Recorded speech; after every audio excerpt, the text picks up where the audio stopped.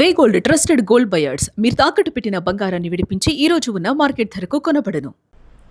కాళేశ్వరం ప్రాజెక్టుపై తదుపరి వ్యూహానికి సిద్ధమవుతుంది బీఆర్ఎస్. సుప్రీంకోర్టును ఆశ్రయించేటువంటి యోచనలో గులాబీ బాస్ ఉన్నారు.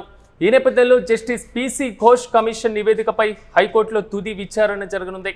ఈ నెల 22న జస్టిస్ కమిషన్ నివేదికను సవాల్ చేస్తూ దాఖలైన పిటిషన్లపైన తెలంగాణ హైకోర్టు తీర్పునుంటుంది. ఈ తీర్పు వ్యతిరేకంగా వస్తే సుప్రీంకోర్టులో పిటిషన్ వేసేటువంటి ఆలోచనలో బీఆర్ఎస్ పార్టీ కనబడుతుంది. కేసీఆర్ సభను పక్కన పెట్టి మరీ ఢిల్లీకి వెళ్లారు మాజీ మంత్రి హరీష్ రావు. ప్రముఖ లాయర్లతో హరీష్ రావు వినోద్ చర్చలు జరుపుతున్నట్లుగా తెలుస్తుంది. కాళేశ్వరం పైన హైకోర్టు ఇచ్చేటువంటి తీర్పును బేస్ చేసుకొని సుప్రీంకోర్టులో పిటిషన్ దాఖలు చేసేటువంటి యోచనలో ముందస్తు వ్యూహాలకు సిద్ధమవుతుంది ప్రతిపక్ష బీఆర్ఎస్ పార్టీ. ఇక ఇదే అంశంపై మరింత సమాచారం మా ప్రతినిధి సత్య అందిస్తారు. సత్య చెప్పండి, తెలంగాణ వ్యాప్తంగా ప్రకంపనలు రేపినటువంటి కాళేశ్వరం అంశం మాత్రం అధికార ప్రతిపక్షాల మధ్య విమర్శ ప్రతి విమర్శలకు ఒక ప్రధాన వేదికగా నిలిచింది. తాజాగా న్యాయస్థానం తీర్పుపైన బీఆర్ఎస్ ముందస్తు వ్యూహాలకు సిద్ధమవుతున్నట్లుగా తెలుస్తుంది. ఎలా చూడాలి? పూర్తి అప్డేట్స్ ఏంటి?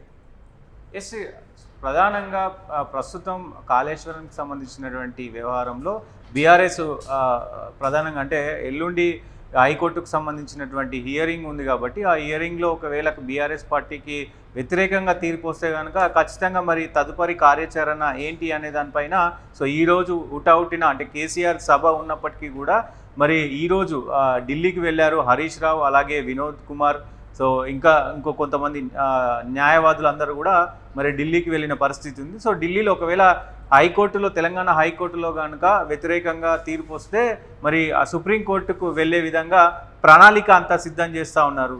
ప్రధానంగా ఇక్కడ ఈ కేసుకు సంబంధించి ఏదైతే ఈ జస్టిస్ పీస్ ఘోష్ కమిషన్ ఏదైతే ఉందో ఆ కమిషన్కు సంబంధించి నిజంగా ఈ కమిషన్ ఇచ్చినటువంటి నివేదిక పనిచేస్తుందా, మరి ఇది చట్టపరంగా ఇది నిజమేనా అంటే నిజ నిర్ధారణలో ఉంటుందా అనేది కూడా మరి హైకోర్టులో తేలనున్న పరిస్థితి ఉంది. అయితే ఈ కమిషన్కు సంబంధించి పెద్ద ఎత్తున వాదనలు ప్రతివాదనలు ఇప్పటికే మరి హైకోర్టు కూడా విన్నది. అయితే దీనికి సంబంధించి ఏప్రిల్ 8వ తేదీ రోజున మరి ఈ విచారణ జరగాల్సింది. కొన్ని అనివార్య కారణాల వల్ల మరి ఏప్రిల్ 22కు వాయిదా వేసిన పరిస్థితి ఉంది. ప్రధానంగా ఈ కేసుకు సంబంధించి మొత్తం ఈ నివేదికకు సంబంధించి చాలా అంటే కాళేశ్వరం ప్రాజెక్టులో మొత్తం కూడా ఈ డిజైనింగ్కి సంబంధించి కావచ్చు, ప్లానింగ్కి సంబంధించి రీడిజైనింగ్కి సంబంధించి కావచ్చు, మొత్తం ఈ ప్రాజెక్టు అంచనా అంటే డిపిఆర్ కావచ్చు, ఇవన్నీ కూడా కొంత అవకతవకలు జరిగినాయి అనేది మరి ఆ పీస్ కమిషన్ అయితే ఇచ్చిన పరిస్థితి ఉంది. ఇవన్నీ కూడా మరి కరెక్ట్ కాదంటూ కూడా మరి అటు బీఆర్ఎస్ వాళ్ళు చెప్తా ఉన్నారు. ఇట్లా వాదనలు ప్రతివాదనలు కొంతవరకు అంటే కమిషన్నే రద్దు చేయాలి, పీసీ ఘోష్ కమిషన్ ఇచ్చినటువంటి రిపోర్ట్నే రద్దు చేయాలని న్యాయస్థానాన్ని ఆశ్రయించింది గతంలో బీఆర్ఎస్ పార్టీ. ఒకవేళ సుప్రీంకోర్టుకు వెళ్తే ఇదే అంశంతో పిటిషన్ దాఖలు చేసే పరిస్థితులు ఉన్నాయా, లేదా హైకోర్టు ఇచ్చే తీర్పు పైన అప్పీలుకు వెళ్ళేటువంటి సిచ్యువేషన్ ఉంటుందా? డెఫినెట్గా అంటే నెగిటివ్ కనుక వస్తే బీఆర్ఎస్ పార్టీకి మరి అంటే ఘోష్ కమిషన్ ఇచ్చేటువంటి నివేదిక కావచ్చు, ఘోష్ కమిషన్ ఏం చెప్పినా అది కరెక్టే అంటూ మరి హైకోర్టు కనుక ఉత్తర్వులు ఇస్తే ఇక్కడ ప్రధానంగా కేసీఆర్ అలాగే హరీష్ రావు ఇద్దరు కూడా మరి శిక్ష అనుభవించాల్సి ఉంటుంది. కాబట్టి ఇప్పుడు హైకోర్టు కనుక మరి క్లియరెన్స్ ఇస్తే మరి అది సుప్రీంకోర్టుకు పోయే అవకాశం ఉంటుంది. కాబట్టి సుప్రీంకోర్టుకు ముందస్తుగా అంటే ఇప్పటికే హైకోర్టు ఏం చెప్పిందంటే మేము తీర్పు ఇచ్చేంత వరకు మీరు ఎలాంటి చర్యలు చేపట్టద్దు, అటు కేసీఆర్ను కానీ హరీష్ రావును కానీ అరెస్టుల రూపంతో చేయడం కావచ్చు, లేదంటే బీఆర్ఎస్ పార్టీ కూడా ఇప్పుడు ఇక్కడ హైకోర్టులో హియరింగ్ నడుస్తున్నప్పుడు వేరే కోర్టులకు వెళ్ళడం కానీ చేయొద్దంటూ కూడా ఉత్తర్వులు జారీ చేసింది గతంలో. దీని నేపథ్యంలోనే ఆ 22వ తారీఖు రోజు ఎలాంటి నిర్ణయం రాబోతుంది అనేది ఇక్కడ ప్రధానంగా చర్చగా మారింది. ఒకవేళ నెగిటివ్ వస్తే వ్యూహం ఏంటి, ఒకవేళ పాజిటివ్ వస్తే వ్యూహం ఏంటి అనే దానిపైన మరి సుప్రీంకోర్టుకు సంబంధించి అన్ని డాక్యుమెంట్స్ కావచ్చు, వాళ్ళ దగ్గర ఉన్నటువంటి డిపిఆర్లు కావచ్చు, వాళ్ళ దగ్గర ఉన్నటువంటి సాక్ష్యాలు కావచ్చు, ఇవన్నీ కూడా మరి రెడీగా పెట్టుకొని హుటాహుటిన హరీష్ రావు ఢిల్లీ వెళ్ళి అక్కడ ఉన్నటువంటి న్యాయవాదులతో మాట్లాడుతూ ఉన్నారు.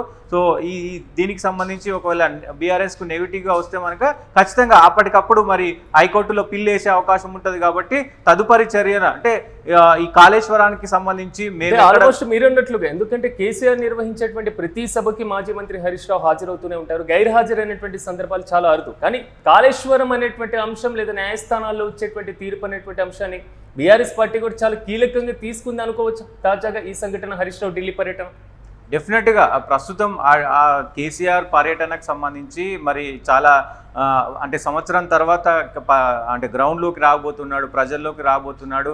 ఖచ్చితంగా ఉండవలసినటువంటి టైం అయినప్పటికీ కూడా ఈ కాళేశ్వరంకి సంబంధించి అంటే గతంలో ప్రభుత్వం తీసుకున్నటువంటి నిర్ణయాలు, కాంగ్రెస్ పార్టీ తీసుకున్నటువంటి ఆరోపణలు ఏవైతే ఉన్నాయో అవన్నిటినీ కూడా మరి ఇక్కడ కోర్టులో ఇవన్నీ కూడా ఇచ్చేసే అవకాశం ఉంటుంది. కాబట్టి ఖచ్చితంగా కాంగ్రెస్ పార్టీ అధికారంలోకి వచ్చిందంటే ఖచ్చితంగా కాళేశ్వరం ఒక కీ ఫ్యాక్టర్. ఎందుకంటే కాళేశ్వరం కుంగిపోయింది, ఏదైతే మేడిగడ్డ కావచ్చు, సుందిల్ కావచ్చు, సో అన్నారం బ్యారేజ్ కాబట్టి ఇవన్నిటినీ కూడా మరి ఆరోపణలు చేసిన పరిస్థితి ఉంది.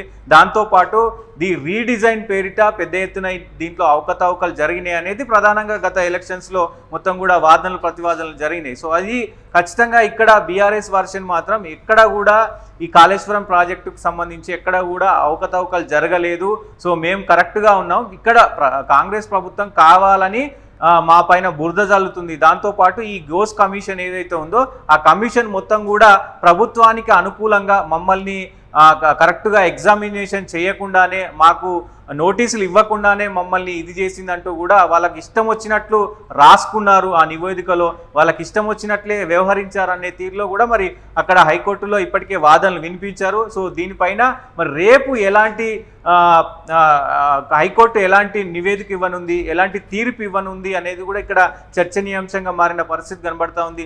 దీంట్లో ప్రధానంగా ఒకవేళ నెగిటివ్గా వస్తే, హైకోర్టు నెగిటివ్గా ఏమైనా అంటే బీఆర్ఎస్కు వ్యతిరేకంగా తీర్పిస్తే కనుక ఖచ్చితంగా చాలా కీలక పరిణామాలు చోటు చేసుకోబోతాయి. ఎందుకంటే ఇక్కడ ప్రధానంగా కేసీఆర్ దీనికి మరి మూల్యం చెల్లించుకోవాల్సిన అవసరం ఉంటుంది. ఇరిగేషన్ మంత్రిగా హరీష్ ఉన్నాడు కాబట్టి హరీష్ రావు కూడా మరి ప్రధానంగా మరి ఆయన కూడా మూల్యం చెల్లించుకోవాల్సిన అవసరం ఉంటుంది. కాబట్టి సో చాలా ప్రతిష్టాత్మకంగా ఉంది. కాబట్టి అందుకే ఇంత ప్రతిష్టాత్మకమైనటువంటి సభను వదిలిపెట్టి కూడా హరీష్ రావు ఢిల్లీకి పోవడానికి కారణం ఖచ్చితంగా ఇది ఎంత కీ ఫ్యాక్టర్కి సంబంధించినటువంటి అంశం అనేది కూడా మనం చూసుకోవచ్చు.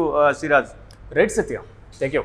మొత్తం మీద కాళేశ్వరం ప్రాజెక్టుపై తదుపరి వ్యూహానికి సిద్ధమవుతుంది బీఆర్ఎస్. ఈ నేపథ్యంలో సుప్రీంకోర్టును ఆశ్రయించేటువంటి యోచనలో గులాబీ బాస్ ఉన్నారు.